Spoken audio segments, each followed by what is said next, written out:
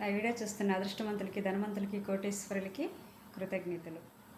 మీ ఆలోచన శక్తి ఎంతటి బలమైనది అంటే దానికి మీరు ఎప్పుడైతే మీ టయాన్ని కేటాయించి మీరు ఒక టయాన్ని ఎన్నుకొని ఆ టైంలో మీకు కావాల్సింది మీరు సులభంగా ఆలోచించుకుంటారో అది మీ లైఫ్కి ఉన్నతంగా సర్వం మీకు తెచ్చిపెడుతుంది.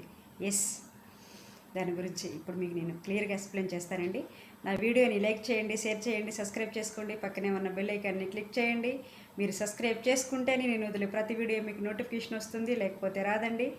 మీరు సబ్స్క్రైబ్ చేసుకోండి, 10 మందికి షేర్ చేయండి, సబ్స్క్రైబ్ చేయించండి, లోక కళ్యాణం చేయండి. మీరు ఏది ఇస్తారు ఆ విశ్వం నుంచి మీకు తిరిగి టన్నుల్లో అదే పొందుతారు.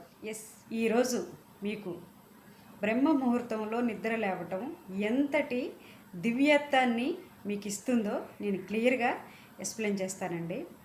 మనం ఎక్కడన్నా ఏదన్నా ఊరు వెళ్ళాలి అనుకుంటే మార్నింగ్ 11, 12 ఆ టైంలో చేసే ప్రయాణం ఎలా ఉంటుంది, ఎర్లీ మార్నింగ్ 4కి ప్రయాణం ఎలా ఉంటుంది, ఎర్లీ మార్నింగు 4కి మనం ఎక్కడన్నా బయలుదేరాము అంటే అక్కడికి 7, 8 టిఫిన్ టయానికల్లా మన గమ్యస్థానానికి మనం చేరుకుంటాం.